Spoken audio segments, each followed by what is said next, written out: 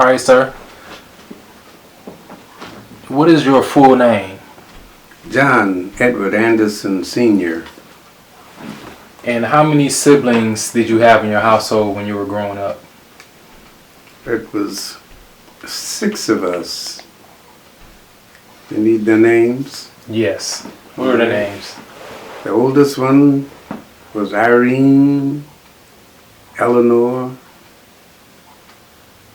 The next one was Cleveland, Landis Jr. Then I was next, John Edward.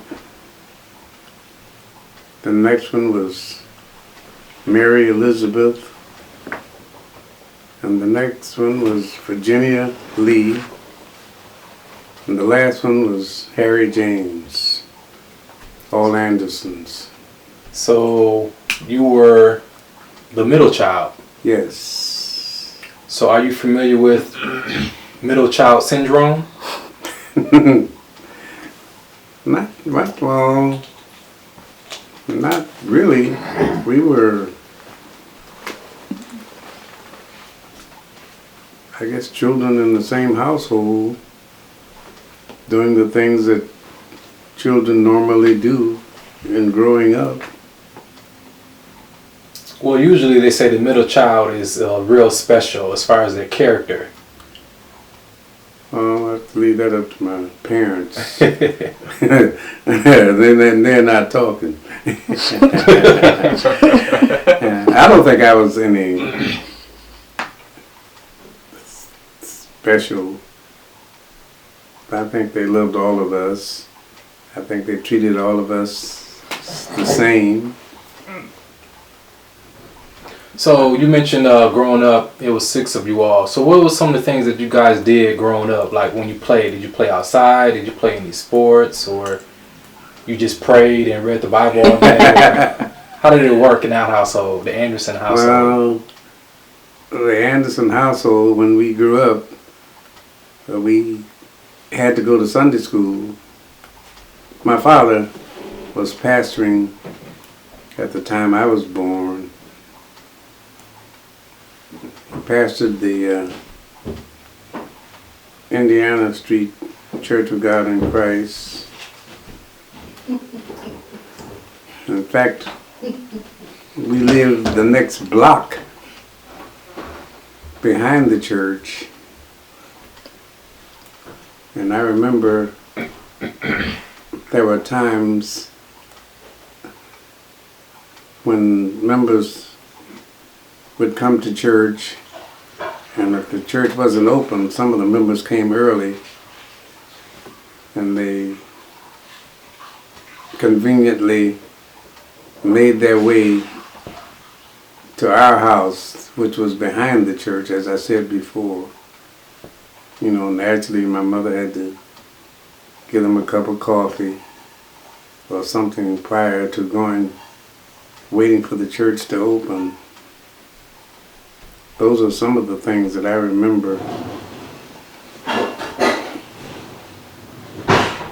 growing up. And we played outside like normal children. We went to public school, which was, our grammar school was Higginbotham School, which was on Wisconsin and Norfolk, which took us approximately 10 minutes to walk to school. All of us went to Higginbotham Grammar School. They didn't have what they called middle schools now. We had, they called it intermediate schools. And we all went to Post, P-O-S-T, Post Intermediate School, which was approximately 3 miles from our home. So our parents used to take us to the intermediate school. And then later, we went to high school. We went to Northern High School first, and after 2 semesters, I wasn't satisfied with Northern High, and I found out that I could go to Cooley High School, which was approximately 4 miles from my home. You had to walk there, or did you take the bus? I took the bus when I didn't get a ride to school. In fact, when I went to Cooley High School, there was only 4 black students in Cooley High School. 3 young ladies and me. I was the only black student at Cooley High. And what year was this? What year did you start going to Cooley High? Let me see, what year did I graduated from Cooley High in 1942. So I must have gone to Cooley in 1939? 40, 41, 42. I think I went to Cooley High approximately 3 years. I graduated from Cooley High in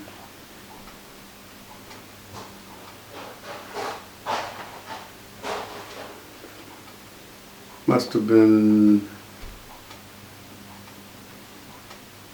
I don't remember the semesters at the time, but I think it must have been June of 42. March or June of 42. That's when I graduated from Cooley High. So while you were at Cooley, did you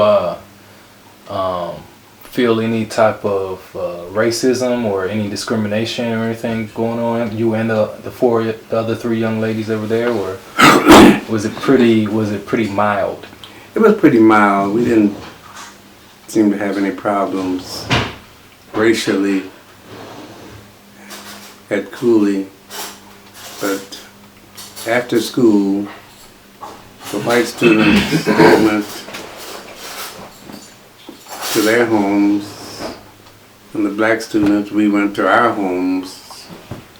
We never really mixed because really when they had the graduation, we were in the graduating class, but I think that the youngsters now have proms, I think. We didn't attend the prom. Now, whether we could or not, I never really discussed it because I don't think my parents was so concerned about me going to a prom anyway. I don't know the things that they did at proms. Now, I guess, dancing, music. I'm assuming that's the things that went on at proms. But I never had the experience of going to a prom, so I didn't have to worry about dancing. At the time, Can you dance? our church didn't believe in dancing. I've never danced. You've never danced? I don't know how to dance. Not the social dancing as they call it. So do you know if you have rhythm or not? I have rhythm. My dancing was in the church. Oh, okay. You danced in the church, you danced around the church. My dancing was in the church. So I never had the privilege of going to local dances as far as we call them, worldly dancing. I never attended any dancing places. So you never been to a juke joint or a disco? Not really, no. I've never been to a nightclub in my life. You're not missing anything. So I don't know what they do in nightclubs, but I've never gone to nightclubs. So what age were you when you were in this quartet? I was in this quartet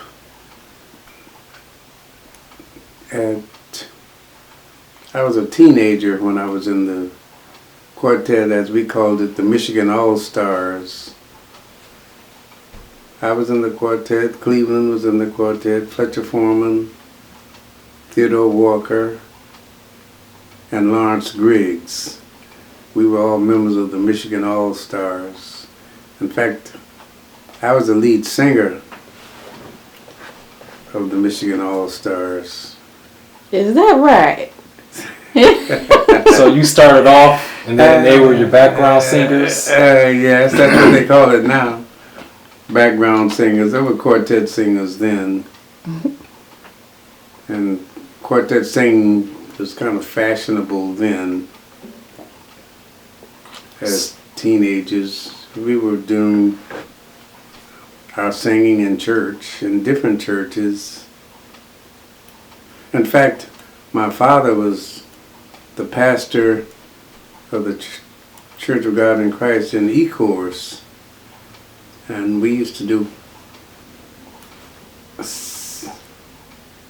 singing at the church in E-Course.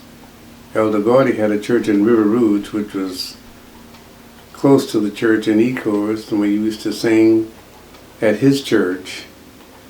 We had a manager of our quartet. I'm trying to think of his name. So were you guys compensated? Or was it a love offering? Or is just, oh, there's some teenage boys, they'll be okay? Just teenage boys singing. There was no compensation. We were transported by car. At that time we had what they call streetcars. That's public transportation. By bus, whenever we had engagements.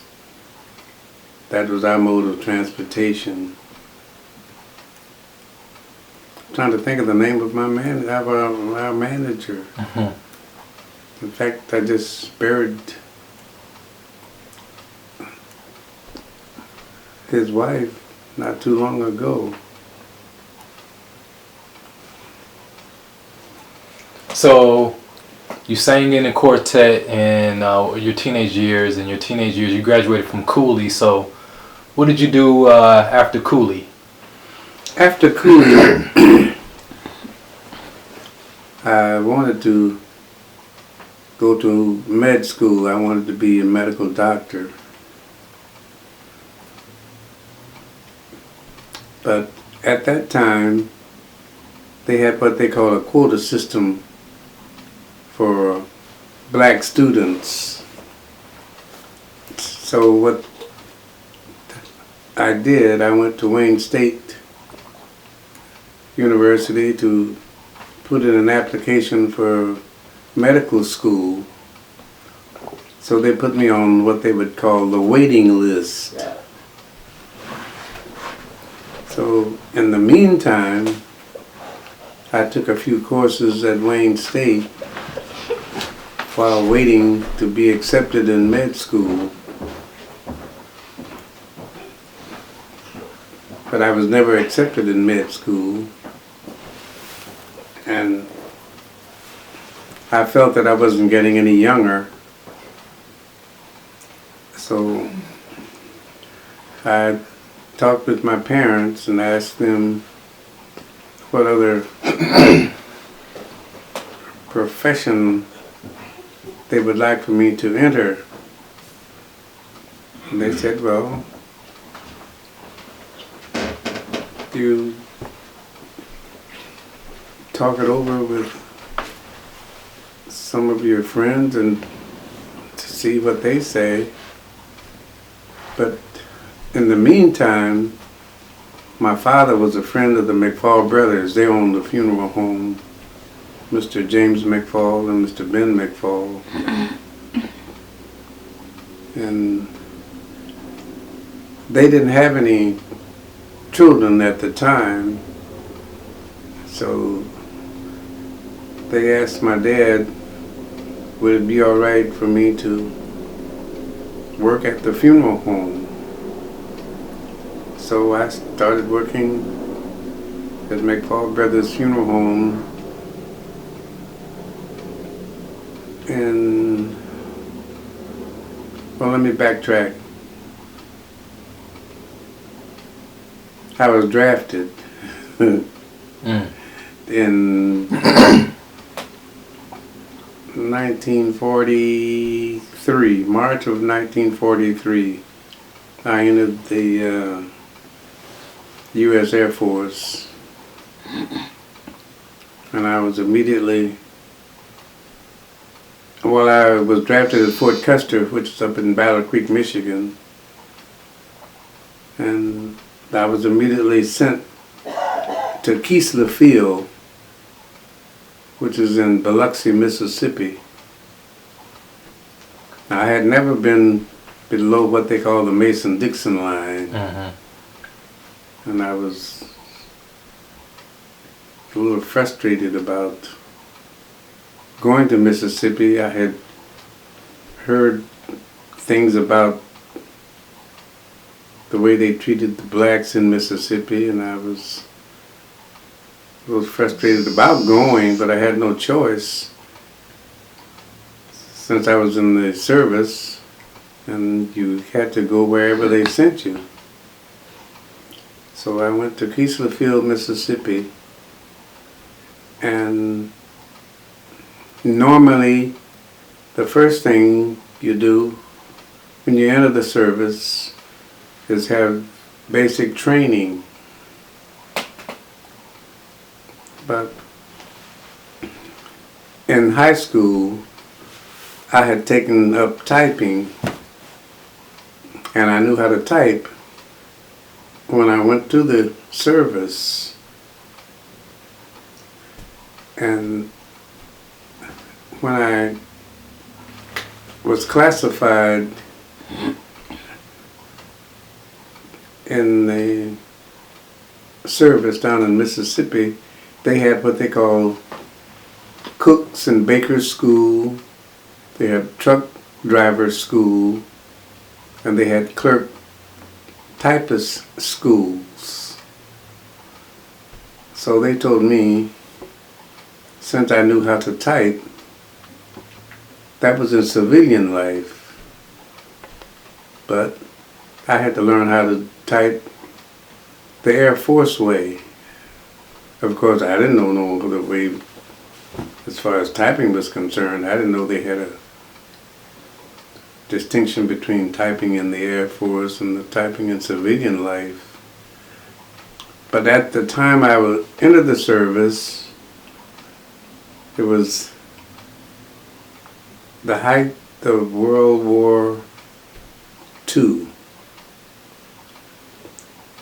And they were sending fellows overseas at the rate of 300 and 400 a day. All right, they found out that the Air Force was short of typists when I went in. So they decided they needed 300 or 400 men a day to go overseas, and they needed someone to type up records for them to go overseas. So they decided to take me out of basic training and let me type up these 200 and 300 names a day for men to go overseas. Well, I would type up these names, all the names below me.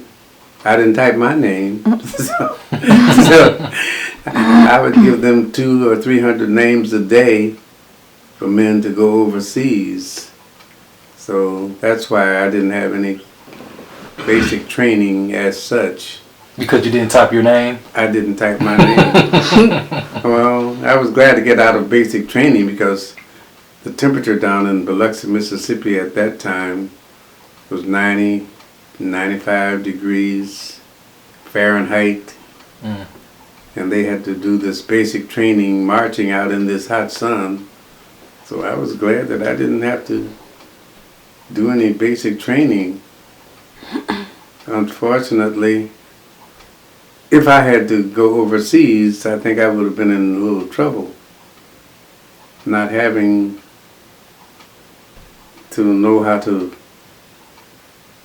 shoot a gun, shoot a rifle, because I didn't, all of that was a part of basic training. Well, I didn't have that. But prior to that, I was in the ROTC class in high school, so I had some, not military training as such, but the ROTC in high school, they had certain things that they did for the men that were in the service.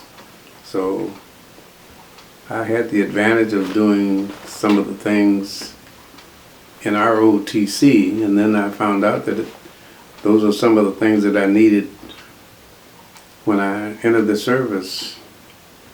So that helped, in one sense, keep me from having to do the basic training.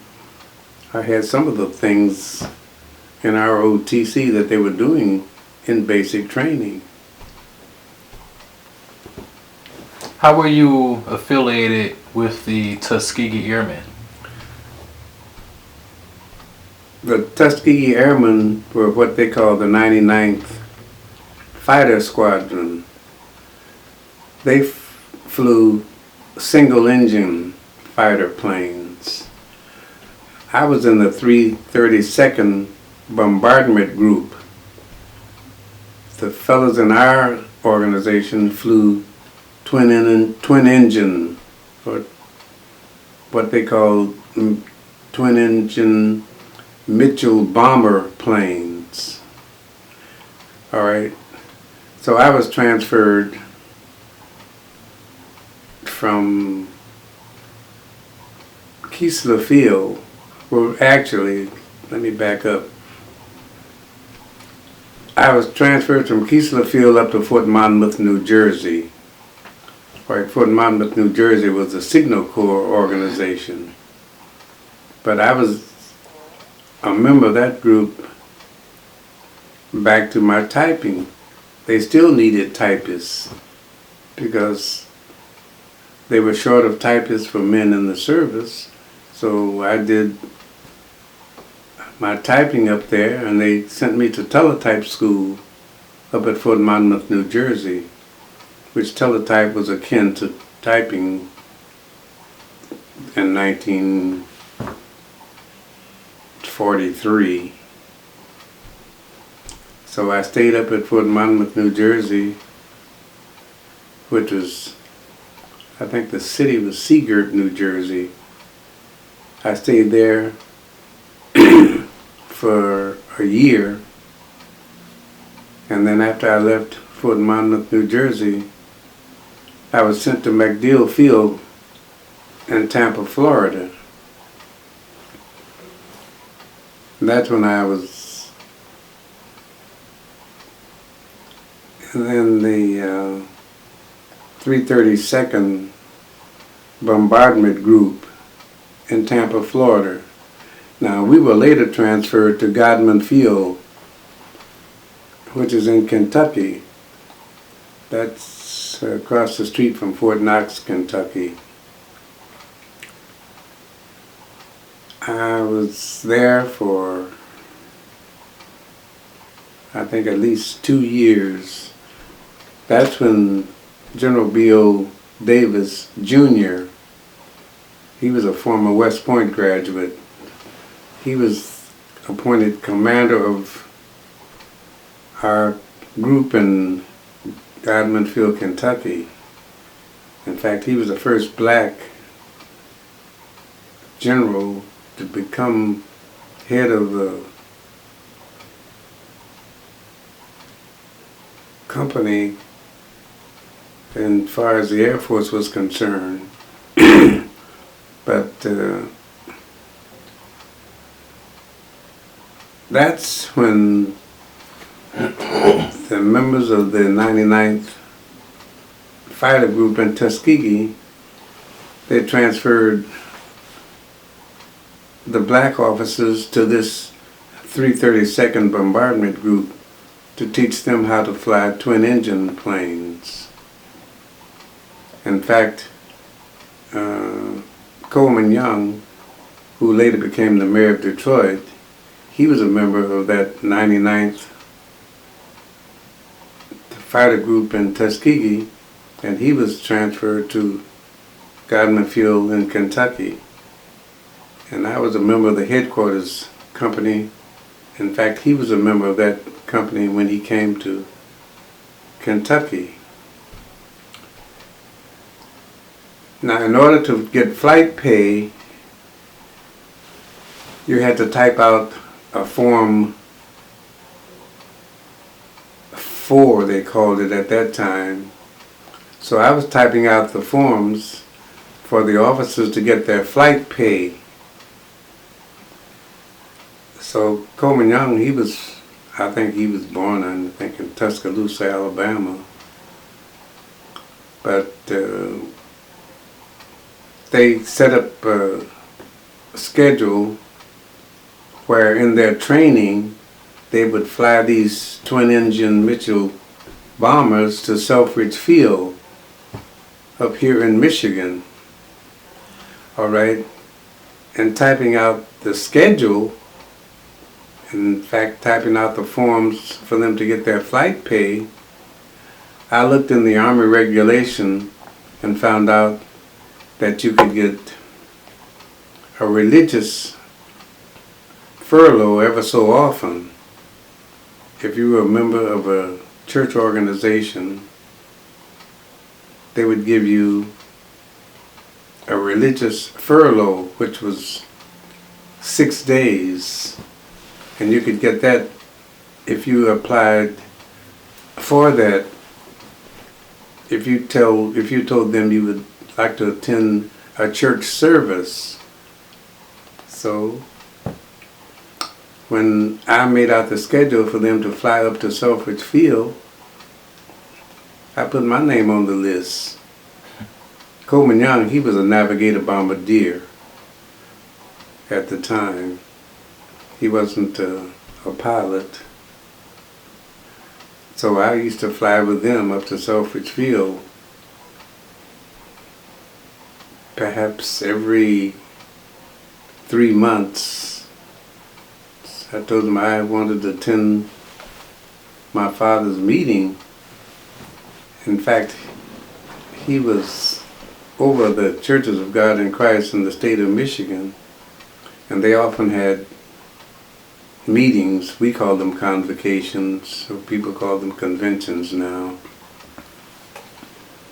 So I got my religious furlough so I could attend the meetings that my dad had here in the state of Michigan. So when we flew up to Selfridge on the weekend, I could come home, at least attend the meetings on the weekend. Then we would fly back to Kentucky. I was later transferred to Seymour, Indiana, to Freeman Field. They divided some of the men up out of our 332nd organization. They sent some of us to Freeman Field in Seymour, Indiana, and I was in that group that went to Seymour, Indiana. So while in Indiana, that was in the year 1945.